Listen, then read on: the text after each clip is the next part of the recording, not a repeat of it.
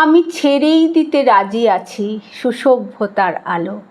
আমি চাই না হতে নববঙ্গে নবযুগের চালক। আমি নাইবা গেলাম বিলাত, নাইবা পেলাম রাজার খিলাত।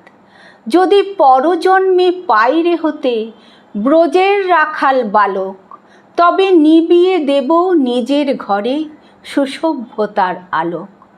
যারা নিত্য কেবল ধেনু চড়ায় বংশী বটের তলে, যারা গুঞ্জা ফুলের মালা গেঁথে পরে পরায় গলে, যারা বৃন্দাবনের বনে সদাই শ্যামের বাঁশি শোনে, যারা যমুনাতে ঝাঁপিয়ে পড়ে শীতল কালো জলে, যারা নিত্য কেবল ধেনু চড়ায় বংশী বটের তলে।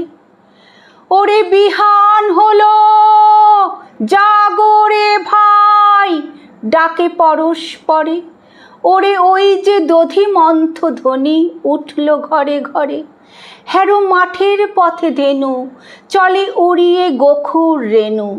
হ্যারো আঙিনাতে ব্রজের বধূ দুগ্ধ দহন করে। ওরে বিহান হলো, জাগরে ভাই, ডাকে পরস্পরে।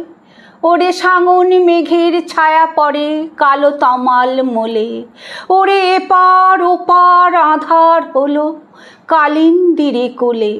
ঘাটে গোপাঙ্গনা ডরে কাঁপে খেয়া তোরের পরে। হ্যারো কুঞ্জ বনে নাচে ময়ূর কলাখানে তোলে। ওরে সাঙন মেঘের ছায়া পড়ে কালো তমাল মোলে। মোরা নবনবীন ফাগুন রাতে নীল নদীর তীরে, কোথা যাব চলি অশোক বনে শিখি পুচ্ছ শিরে।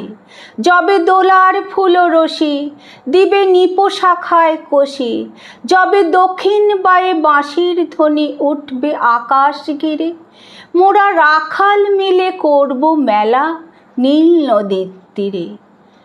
আমি হব না ভাই নববঙ্গে নবযুগের চালক। আমি জ্বালাবো না আঁধার দেশে সুসভ্যতার আলোক। যদি ননি ছানার গায়ে কোথাও অশোক নিপের ছায়ে, আমি কোনো জন্মে পারি হতে ব্রজের গোপ বালক, তবে চাই না হতে নববঙ্গে নবযুগের চালক।